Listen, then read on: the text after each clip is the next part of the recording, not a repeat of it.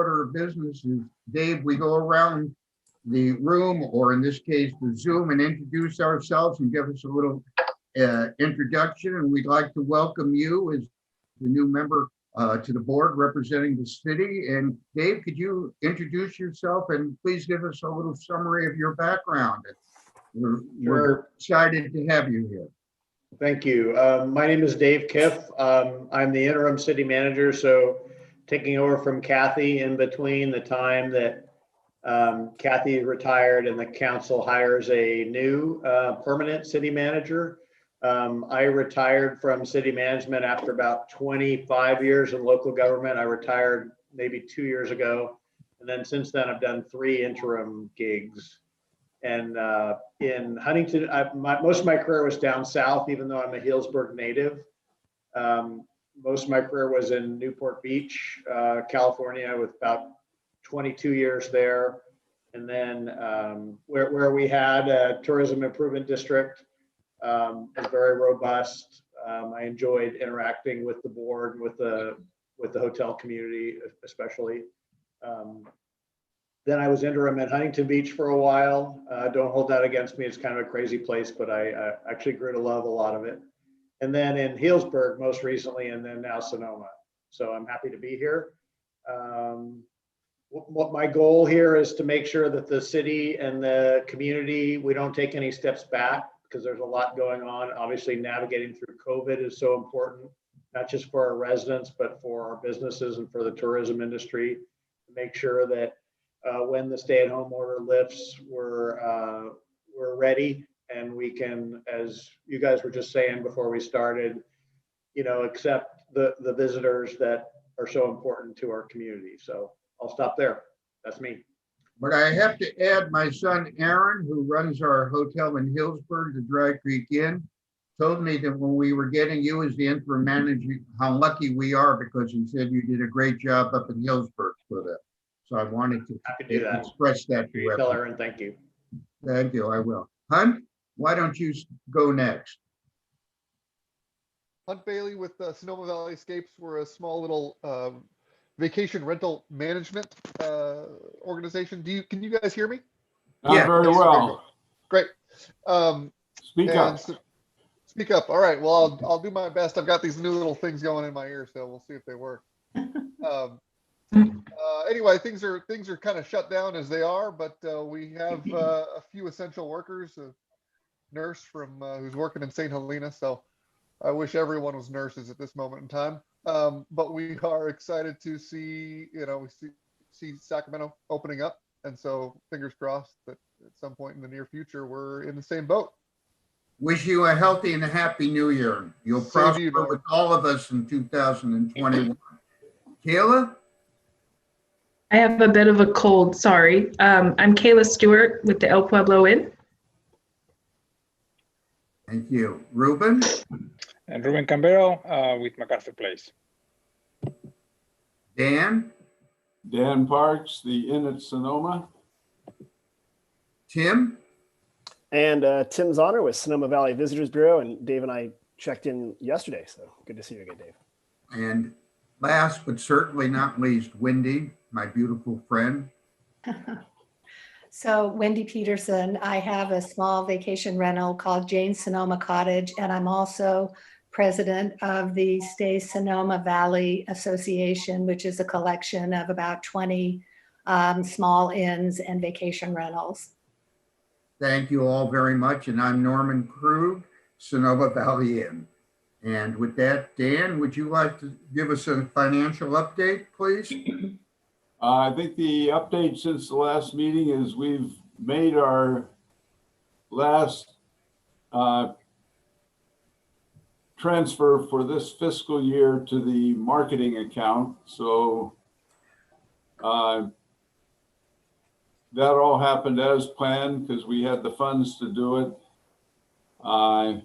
Basically, our what we accumulated from last year, next year will be a very different calculation. Looking at the receipts that received by the city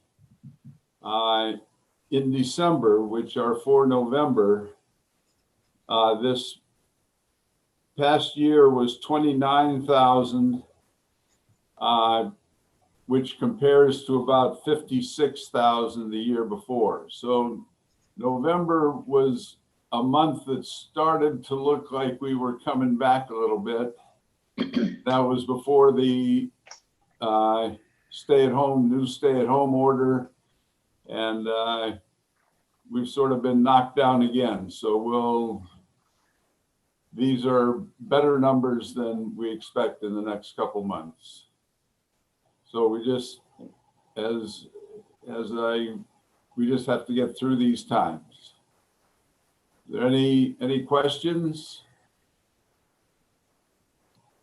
All right, thank you. Thank you very much, Dan, for your report. And Tim, I'm going to turn it over to you for a marketing update. Sure. And it was interesting that the last meeting, I was reviewing it, and we were talking about, that was 2 days before. We didn't know if we were going to be shut down or not, or a day before. And we thought we would get 48 hours warning. And I think it was the next day we were told at like 5 o'clock or something like that to shut down almost immediately. So I feel like every time I give one of these reports, they're immediately out of date, but it's crazy. So for January and February, and for the past, we've been focusing on the outdoors because, as we found out, we couldn't have any transient overnight visits, and we really couldn't have the restaurants open, which has been a problem. But we've been focusing on the outdoors, and we did a live webcast with Brad Day from Weekend Sherpa. He has a huge database of subscribers in Northern California and Los Angeles. And he's been wanting us to advertise them for a while. I said, Brad, there's no reason to encourage people to come right now. It would get me in trouble, but let's have you on a show and talk about stuff and kind of build each other's brand a little bit. And that way we could, keep that going. So he did a really good job, and that's up on YouTube right now, of great hikes and places to go outdoors. We've also started in the visitor center. We are the only place selling regional park passes. So if you want to get your regional park annual pass, you can get one. We found out that normally grocery stores and other outfitters sell them in Sonoma County, but there wasn't one down here in Sonoma Valley. So we are now doing that. It's a nice little thing for people who live nearby to go use the thing. But again, not much for overnight visitation right now because we can't be promoting it. How much do they cost?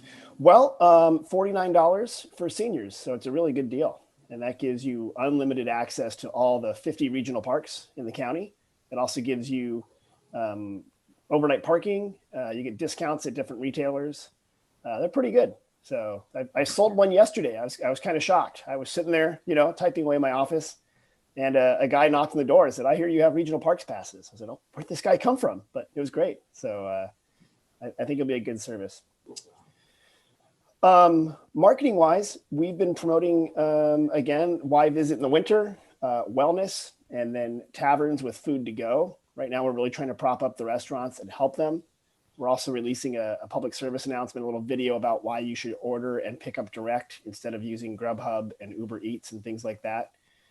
People don't realize that those companies take 20 to 30% away from the restaurant, and that's their profit. So we're going to try to get people to do that. Quick update, we've heard from Mark at the chamber, and Dave might want more.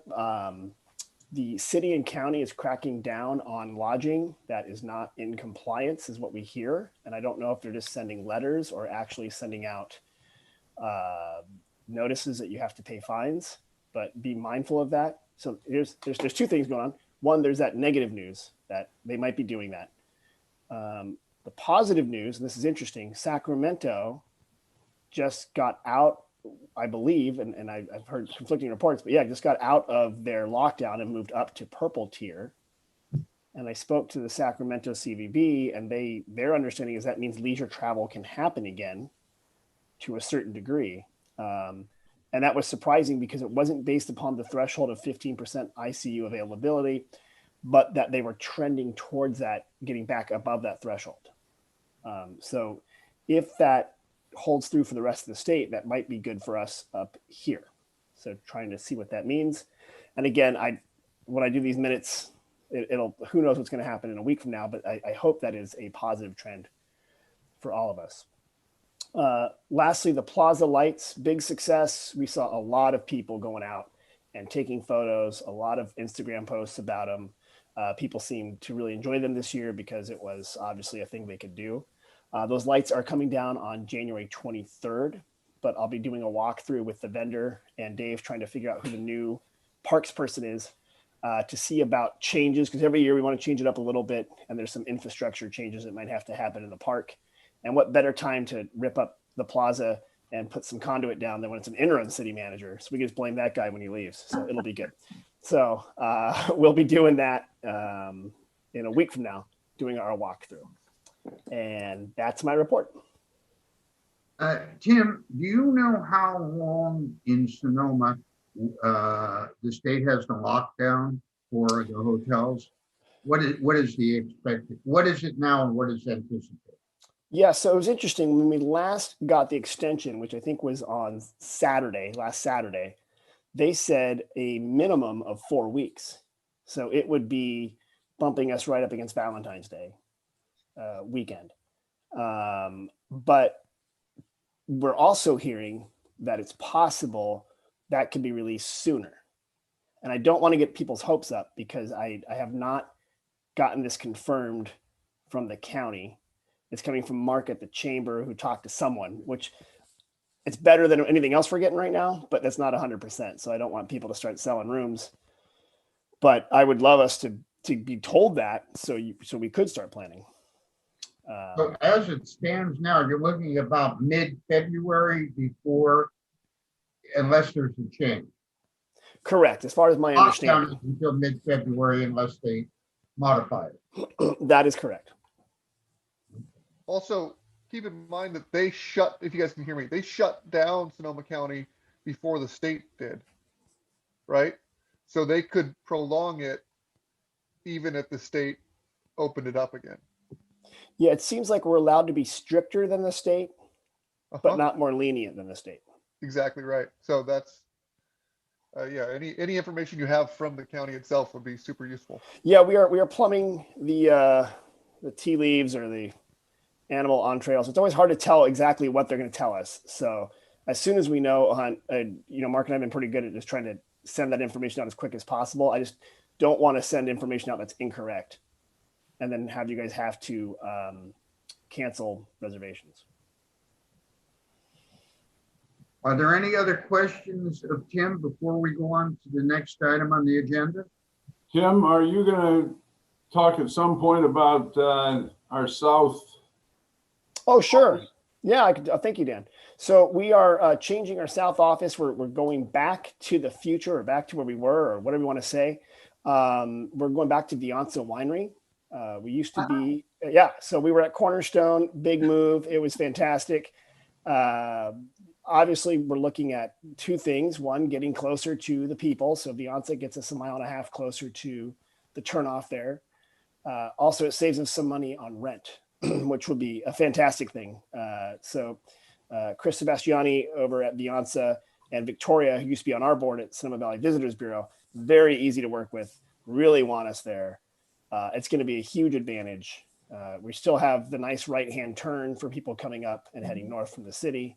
So I know, Wendy, you guys used to be in the trailer down there. Yeah. It's going to be crazy. We'll be up in the main building and they're going to give us a little section of it. Yeah, so this is good. And it's a real positive because I think the more we capture people before they start hitting other places, the more we can keep them in Sonoma Valley and drive them up to Sonoma.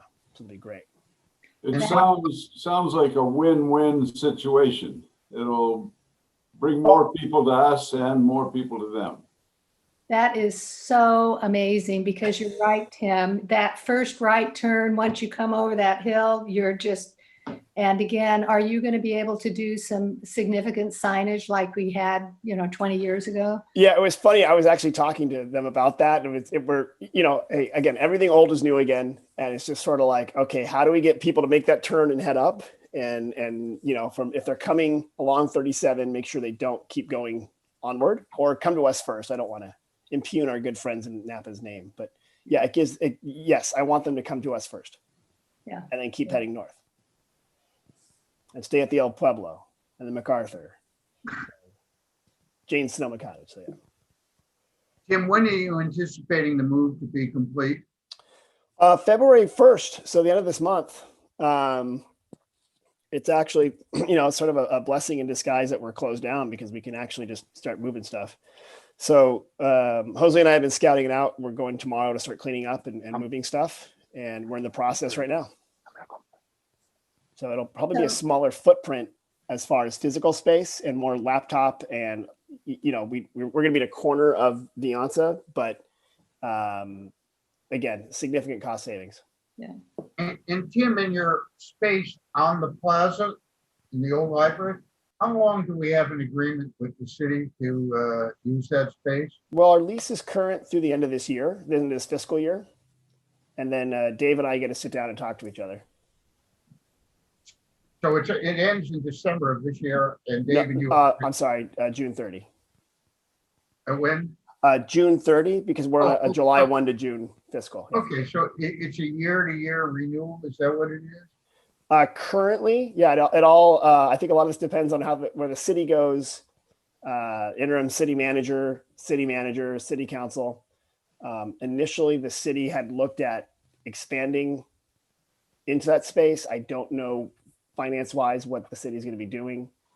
I will plead my case, of course, before this court that we're very good at keeping that area clean and being the de facto lost and found and soft public safety office for the plaza. So it's definitely an advantage. But we'll be talking to the city about that as we move forward. So you basically have 4 months left in the space until you negotiate a new contract with Dave and the city. Yeah, I don't know if it's Dave or this. I'll just say the city because I'm not quite clear how long the city manager's here, and then we'll see what happens with city council here at the end of this month. We should re-up it soon if there's. Yeah, I would love that, June. Dave. Yeah, I would love more it. sense. I was going to take you through a walkthrough when you can see each other in person and show you what we do. Maybe Right. have you hand out some visitor guides. It's really fun. Okay. I'll come and buy a senior level park. Love it. Love it.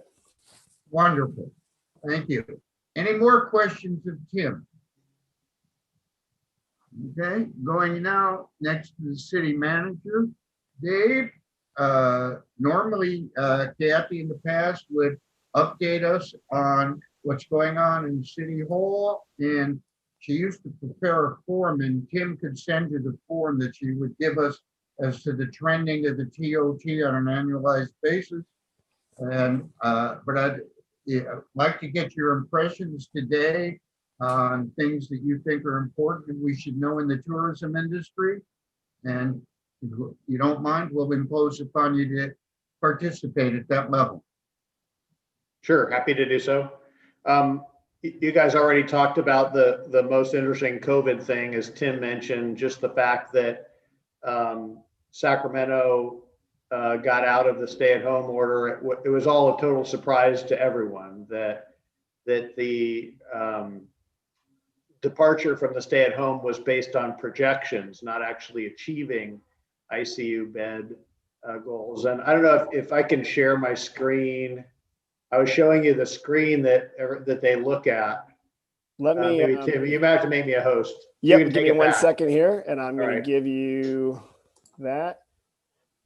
There we go. Go for it. Okay, so you can see this is the states. It's CalCat. It's their how they calculate where ICU beds are going. You say this is the Bay Areas, and it's this section in here, and you can see the trend line is fairly flat right now. And whereas Sacramento's, you see it has this nice dive, which is why basically the governor said, okay, you can get out of that. But these are forecasts. They're adjusted every day. I don't know about every day, but regularly. So what we need to see in the Bay Area is, you can see that looks over here. They're saying that 560 people will be in ICUs as of yesterday or 2 days ago. And a month from now, it'll be 563. That's certainly a lot of people, but it's not a scary number like a dramatic increase. You can see Sacramento's numbers they were going to have just 10 fewer. And obviously it all depends on hospitals availability, but you can see this little difference between we're going to have 3 more and they're going to have 10 less. That's 13 people. And somehow the Sacramento region is opened up and we're not, which is pretty interesting way to, you know, govern health decisions. I understand it. I don't know that there's a better way, but just so you know, this is kind of how tentative our future is. I mean, again, I could see us in the next couple of days or the next week, the governor saying, okay, you're trending now like Sacramento and you guys can start bookings again. But as Tim said, it's always better to err on the side of caution and not do that until we know more. But just so you know, we try and keep track of that with the city to help not just your industry, but the restaurants, that if they know they can start selling food out in outdoor dining, you know, they've got to order up and staff up. So we've been watching that carefully. We've been watching the vaccine rollout carefully.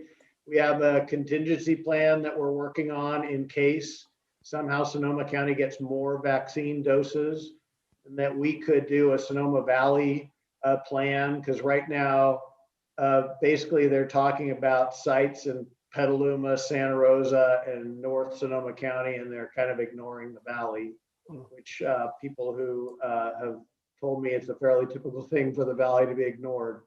But we're trying to raise enough of a ruckus so we won't be ignored. And again, working with the fire district and with the health clinic and the health center that we in the city could help do some distribution. It'll all be tier based. If you want to make yourself furious, there's a great LA Times article today about how basically the California rollout is being done almost without knowledge, certainly by the local government, somewhat by the state government, and that we could be doing better if we would just get a little bit organized. The glimmer of hope there is that they think this will tighten up in the next 10 to 14 days, and this could be a completely different picture in 14 days. So I remain an optimist, and I do think good things are ahead in a shorter period of time than we suspect. Other things that are happening at the city, the city council meeting is this coming Wednesday because of the holiday on Monday. There's a handful of items that will be important. One is to decide what to do if Rachel Hundley goes through and decides to resign. So they're going to talk about whether or not to fill Rachel's seat with an appointment or a special election. Special elections take about 5 to 7 months from now, and up $25,000 to $38,000. Not something the city is really able to spare right now, but we certainly will be differential to what the community and the council wants to do. So that will be on Wednesday the 20th for those following that. I think that's all about. I know and can report. Happy to take any questions if anybody has any though.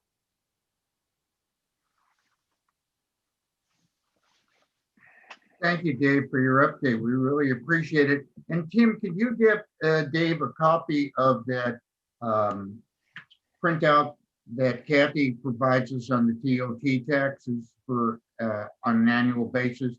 So at our next meeting, maybe we can review that. Sure, and Dave, I think he actually gets that from Ryan in the finance department. I was going to ask, yeah, I know it's that printout he gives you. Pull it out of thin air. So I'll ask Ryan for it on a regular basis. Perfect. Okay. And thank you so much and welcome to the board. Are there any other items to come before the board this morning? If not, I'm going to ask for the approval of the December 10th minutes, excuse me. Could I have a motion to that effect? Motion. Is there a second? Okay, Hunt. Any comments or questions? If not, I call for the question, signify by saying aye. Aye. Aye. Any opposed? Unanimous.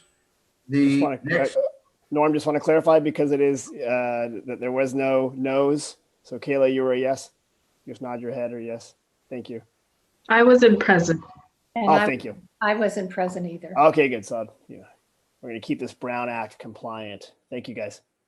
So at this time, I want to announce that the next board meeting will be on Thursday, February 14th, right before Oh. Valentine's Day at 9 a.m. Unless we, Normally I'd be looking at the different, I want to make sure I have the right calendar here. I believe it's February 11th. that's for right. Tuesday. Oh, I meant February 11th. Yeah. Excuse me. February 11th at 9 a.m. And Tim will coordinate that for us if you would. And if there are any items that any member of the board wants to present for discussion at that meeting, could you please send Tim and I a copy of your request and we'll put it on the agenda because we have to announce it if we're going to take a vote or have a public discussion. With that being said, are there any comments from the board? Did anybody would like to say anything before we close? I will. We're going to have a booming 2021 once everybody gets the vaccine. And we're all going to make lots of money and the city's going to have tons of money in the TOT tax. How's that? I would call for a motion to adjourn on that upbeat note. Is there a motion? So moved. Is there a second? Second. I call for a prosperous, healthy new year and the meeting is adjourned. And thank everybody for taking the time out of your day to attend the meeting. I We think love you. this sets a new record for the shortest meeting. Great.